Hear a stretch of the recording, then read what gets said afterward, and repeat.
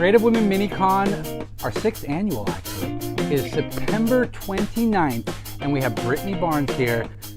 It's her first time. Creative Women Mini-Con, you've all been before. It's been a great show. We have everything from writers to artists, painters. We've even had makeup artists from Hollywood. There has been a little bit of everything here. And one of the things we always like to do is we always save room. Well, we save room for our favorites, of course, and our returning guests, but we always make room for new guests. And this year, we have gotten a ton of people who have applied. And Britt Barnes has been one of the ones that we have accepted. So thank you for coming down. Thank you for having me. So you guys can see right here what she does. A little sample. There's plenty more when you get here on September 29th. But, well, why don't you tell us a little bit about you and your artwork? Okay. So I'm primarily water-based watercolor, and I also do acrylic ink. I like to do a traditional pen and quill style, so that's what I started with. I do it mostly for relaxation and just to kind of like de-stress at the end of the day. So it's very meditative, and I started just to do funsy things, you know, just kind of make whatever I felt like. And it kind of evolved out of nowhere into an actual little side business. And so back to the what you like to, you said pen and ink, and then watercolors. Yes. Now, are these pen and ink with watercolor over them? Yes. So, okay, so that's what you predominantly do. So you start with an original and then you do the watercolors Build up, right yeah. over it. So and most of the stuff you're going to have here at Creative Women is going to be original stuff, right? yes. So I'll do, I mean, it's all a lot of inspiration from pop culture and that kind of thing.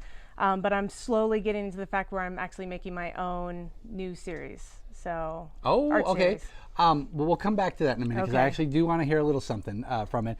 But as you guys can see, we're talking about pop culture reference. I wanted to put the Phasma up here. You wanted the HK, Yes. Which makes sense with the crowd we have here. But evidently, it's not just the geek crowd. It's a popular droid. So I started with K2SO. He was my first. Yeah. Yeah. Actually, that's a fun story. Yeah. Okay. Yeah. So K2 I did for my husband. He was really excited because I don't usually do art. It's a lot of botanical and animals and flowers. And so I thought I'd do something different, this splatty, just loosey-goosey style, right? Yeah. So we took it to El Paso Comic-Con when I was in New Mexico, and I was able to get Alan Tudyk to sign it, which is extremely amazing. He was super great, did all the voices for the kids and stuff. So I put it on Reddit. I was very excited to show off. And honestly, they were less excited about Alan's signature and more excited about where can I get that painting. It's amazing. If you put it online, I'd buy it.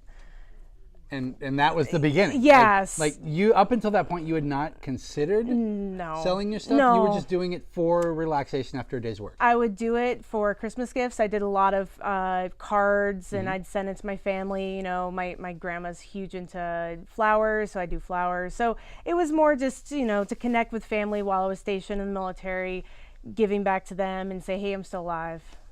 That's great. And it doesn't surprise me that K2 was the one that they gravitated towards because that movie is fantastic. Yes. Because you're obviously a Star Wars fan. Yeah. I was looking through your stuff. There's a ton of stuff there. Yeah. Where does Rogue One rate for you?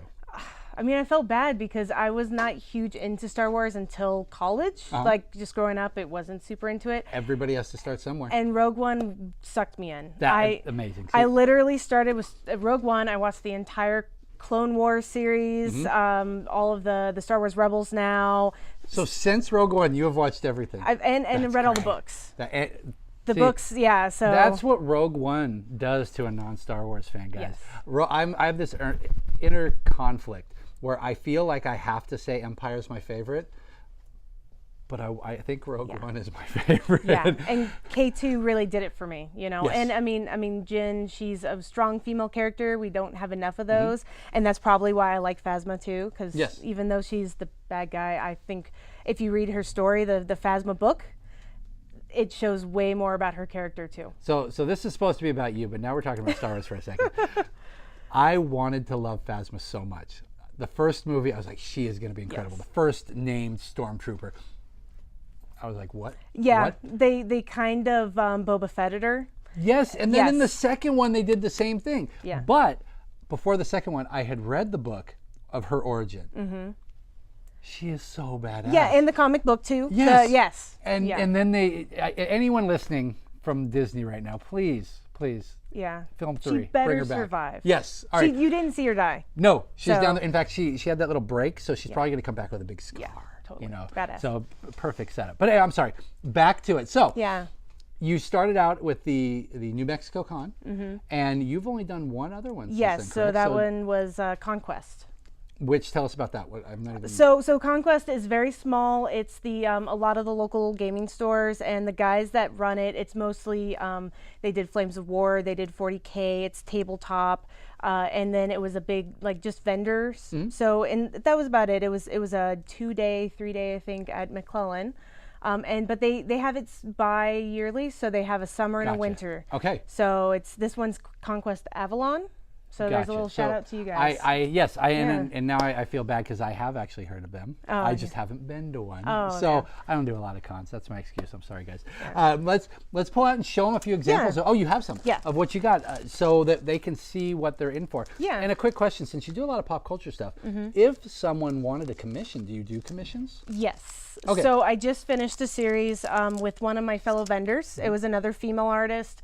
She needed some promo material, and I was willing to help her out. So yeah, I mean, I'm not beholden to any style. So I love experimenting.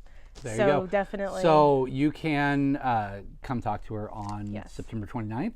Are they free to send you a link and just say, hey? Yeah, no, definitely. And I'm always getting coffee. You know, like, hey, let's go, let's work through it, let's talk through it, and.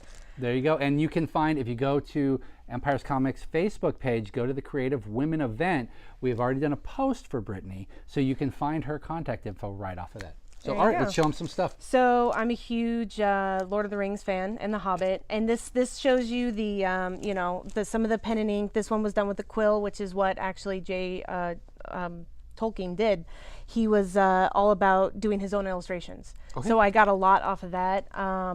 My boys are super into Pokemon, so when I was at the Las Cruces 6 and 8. When I was at the Las Cruces Comic Con, I would get people that would just walk up and they're like, "Oh, if only you had an Eevee." And I was like, "Oh, I can make an Eevee." Like, boom, technically, it's an on the spot commission, but I said, "Come back in 20 minutes, I'll have one for you." That's so perfect. You have to be flexible like that when you do Yes, yeah.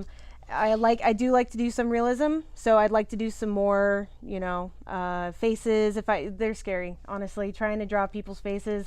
Maybe that's why I like robots. That's fair enough. Here's the Phasma piece. Yeah. So Phasma, she is my favorite, hardcore, and she's just grimy, and now I can draw her with burn marks. Even cooler. You should do it now before it happens, and then you can be like, look. This one was a suggestion from one of my coworkers. He said it would be really cool to get the Imperial pilot.